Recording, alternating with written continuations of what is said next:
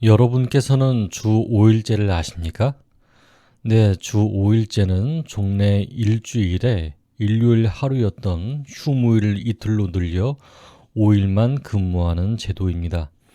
근로자들의 복지와 생산성 향상을 목적으로 선진국 등 많은 나라에서 시행하고 있는 제도입니다.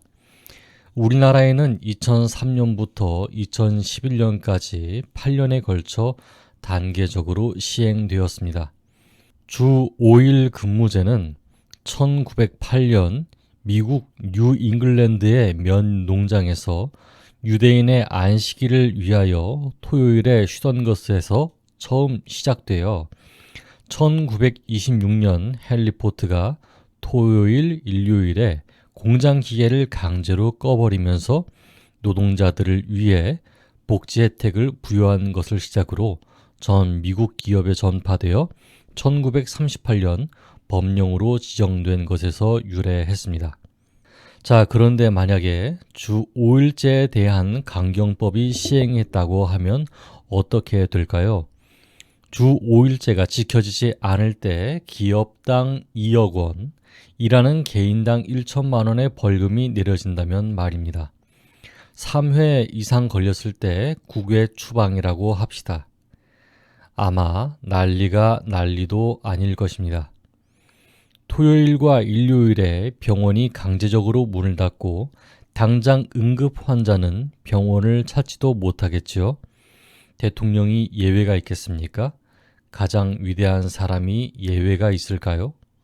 불이 나거나 국가 비상사태가 터지거나 한다면 이 법이 시행되는 것을 못마땅히 여길 것입니다. 누군가가 주 5일제를 어기고 위험에 빠진 자신을 도와주기를 바라겠지요. 예수님께서 이 땅에 사람의 몸을 입고 계셨던 때도 마찬가지였습니다. 지금으로부터 2000년 전 유대인들은 안식일에 일을 하면 안 된다는 율법을 지키고 있었습니다. 이 율법에 더해 율법학자들은 이동할 수 있는 거리를 2000걸음 이하로 규정하고 있었지요. 마침 예수님께서 밀밭 사이로 지나고 계실 때였습니다. 안식일에 예수께서 밀밭 사이로 지나가실새 제자들이 이삭을 잘라 손으로 비비어 먹으니 어떤 바리새인들이 말하되 어찌하여 안식일에 하지 못할 일을 하느냐. 아멘. 제자들이 이삭을 잘라 손으로 비벼 먹었다는 것은 추수하는 행위, 즉 노동이었습니다. 이삭을 자른다는 이야기는 꺾었다는 이야기이고 알곡을 비비는 행위는 껍질을 까는 탈곡입니다. 이 행동을 어떤 바리새인이 보았습니다. 바리새인은 율법 학자입니다. 율법을 확실하게 지키고자 규정을 붙여 만들기까지 율법에 대한 행위를 중요하게 여기는 사람들이지요. 그들은 예수님의 제자들이 하는 행동을 지적합니다. 그리고 심판하려 합니다. 본문에 기록되지 않았지만 바리새인은 매우 기겁했을 것입니다. 그 자리에서 심판하여 안식일 다음 날인 일요일에 돌로 쳐서 죽이려고 했겠지요. 왜였을까요? 하나님께서 내리신 명령 때문입니다. 그 명령은 출애굽기 31장과 35장에 나타난 대로 안식일에 일하는 사람들에게 사형을 선고하죠.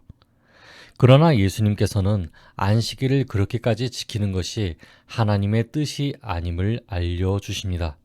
3절과 4절입니다. 예수께서 대답하여 이르시되 다윗이 자기 및 자기와 함께한 자들이 시장할 때 한 일을 잃지 못하였느냐. 그가 하나님의 전에 들어가서 다만 제사장 외에는 먹어서는 안 되는 진설병을 먹고 함께한 자들에게도 주지 아니하였느냐. 바리새인들은 안식일을 지키는 것과 진설병에 대한 율법을 알았습니다. 그 어느 것이나 귀한 율법이었지요. 둘 다 목숨을 걸고서라도 반드시 지켜야 하는 것이었습니다. 그런데 예수님의 말씀에 뭐라고 말을 할 수가 없습니다. 이유가 있습니다. 바리새인들이 예수님의 제자들을 율법을 범하였다고 해서 돌을 맞는 사형을 집행하게 되면 유대인들이 가장 존경하는 왕 다윗도 시체를 꺼내어 참수해야 합니다. 그들이 생각하는 율법에는 예외가 없기 때문입니다. 그러나 자신들이 나름 앞으로 올 다윗의 자손을 기다리고 있는데 다윗의 시체를 꺼내어 참수한다? 있을 수 없는 일이지요. 예수님이 당황한 그들에게 말씀하십니다. 또 이르시되 인자는 안식일의 주인이니라 하시더라. 아멘. 예수님께서는 자신을 가리켜 안식일의 주인이라 하셨습니다. 여러분, 민수기 15장의 이 부분을 기억하십니까? 안식일에 나무하는 사람이 공개 투석형을 당했다는 부분을 말입니다. 안식일에 나무를 했다고 해서 돌에 맞아 죽는 처형을 당했습니다. 이 사람은 왜 죽었습니까? 안식일의 주인이 아니라서 죽었습니까? 아닙니다. 그 사람이 율법을 위반한 당시는 만나가 지속적으로 내리던 시기였습니다. 끊이지 않고 내리는 만나는 적어도 안식일 전까지 얻을 수 있었지요. 땔감이 없었다면 안식일 전에 자신이 거둔 만나를 가지고 이웃에게 음식을 해달라고 부탁했겠지요. 그런데 말입니다. 나무하는 이라는 표현은 나무를 자르거나 땔감을 마련한다는 뜻이 아닙니다. 나뭇가지를 모아 불을 피우고 빵을 굽거나 음식을 준비하는 풍경을 묘사하고 있는 것입니다. 민수기 15장에 등장하는 이 사람의 행동은 그런 점에서 안식일 규정을 적극적으로 위반한 것이지요. 딱한 사정 때문도 아니며 자기 잘난 맛에 사는 이 교만한 사람을 하나님이 어떻게 여기셨을까요? 하나님께서는 제사장의 음식을 먹었다고 해서 다윗을 벌하시지 않았습니다. 오히려 그 당시의 위급한 상황을 인정하셨지요. 하나님의 율법은 이런 것입니다. 육체적인 쉼은 중요합니다. 영적인 쉼도 중요합니다. 안식일을 지키는 것은 돈을 위해서 자신과 타인을 학대하는 범죄를 막으시는 하나님의 의도이십니다. 그러므로 안식일의 이야기를 들이대며 주일에 일하는 직장을 가진 것이 범죄 행위 마냥 여겨져서는 안 됩니다. 다만 그들의 노고가 너무 돈에 집착하지 않게 격려해주며 그들의 쉼을 위해 기도해주며 예수님의 사랑을 실천해야겠습니다. 자, 다시 본문으로 돌아가 봅시다. 제자들의 위험은 잘 마무리되었습니다. 그런데 이번에는 예수님께서 직접 안식일에 일하셨습니다. 6절부터 8절입니다. 또 다른 안식일에 예수께서 회당에 들어가사 가르치실세 거기 오른손 마른 사람이 있는지라 서기관과 바리새인들이 예수를 고발할 증거를 찾으려 하여 안식일에 병을 고치시는가 엿보니 예수께서 그들의 생각을 아시고 손 마른 사람에게 이르시되 일어나 한가운데 서라 하시니 그가 일어나 서거늘. 아멘. 지난번 아무 말 하지 못했던 바리새인이 이번에는 예수를 고발할 증거를 찾고 있습니다. 제자들을 고발하려 했지만 실패했으니까요. 예수님께서는 신경 쓰지 않으셨겠지요. 그런데 여기 독특한 병자가 있습니다. 오른손 마른 사람입니다. 이 사람은 왼손만 쓸 수 있습니다. 이 사람은 불편한 것을 떠나서 유대인들이 싫어하는 사람입니다. 유대인 문화에서 왼손은 부정한 손이기 때문입니다. 오늘날도 턱 수염이 가려울 때 오른손으로 긁으면 재수 좋지만 왼손으로 긁으면 재수 나쁘다고 할 만큼 왼손에 대한 인식이 좋지 않았지요. 그래서 예수님께서는 이렇게 질문하십니다. 사람들이 모두 보는 한가운데서 말입니다. 9절입니다. 예수께서 그들에게 이르시되 내가 너희에게 묻노니 안식일에 선을 행하는 것과 악을 행하는 것, 생명을 구하는 것과 죽이는 것 어느 것이 옳으냐 하시며 아멘. 예수님께서는 왜 이 질문을 하셨을까요? 흥미로운 사실이 있습니다.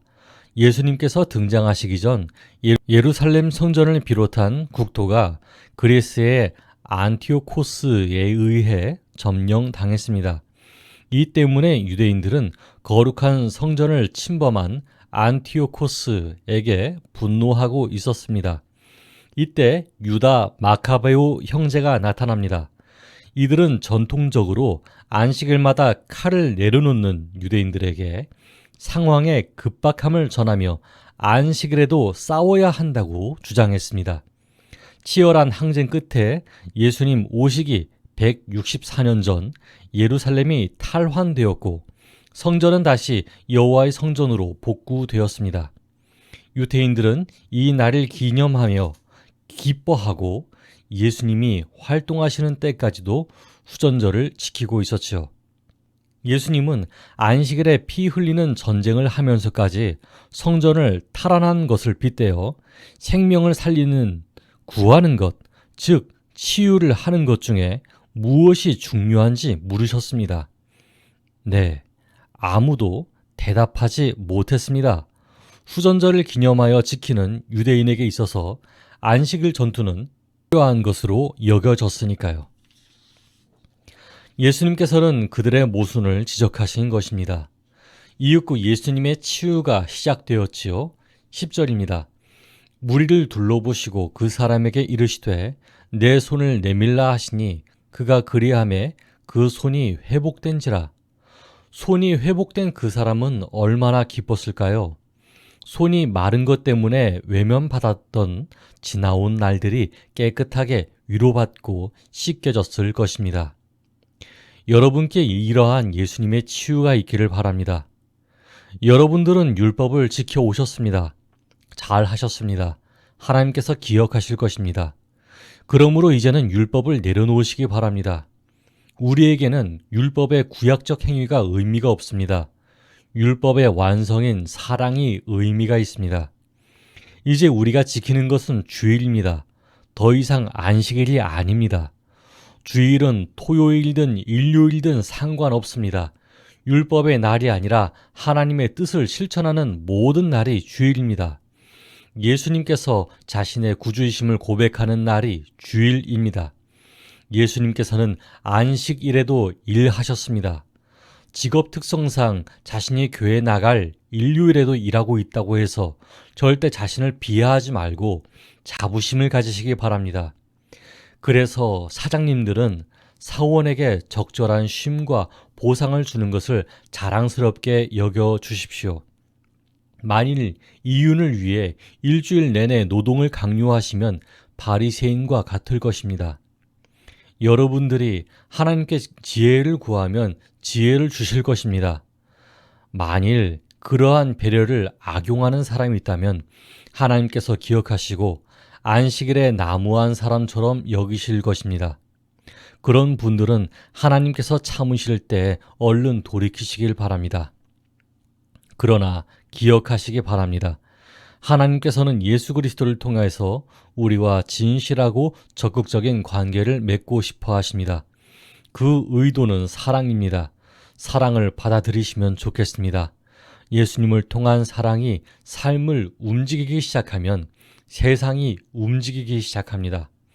여러분이 생각지 못한 이상으로 하나님 안에서 자유함을 얻게 될 것입니다. 그런 참된 자유를 누리는 저와 여러분 되기를 바랍니다. 함께 기도하겠습니다.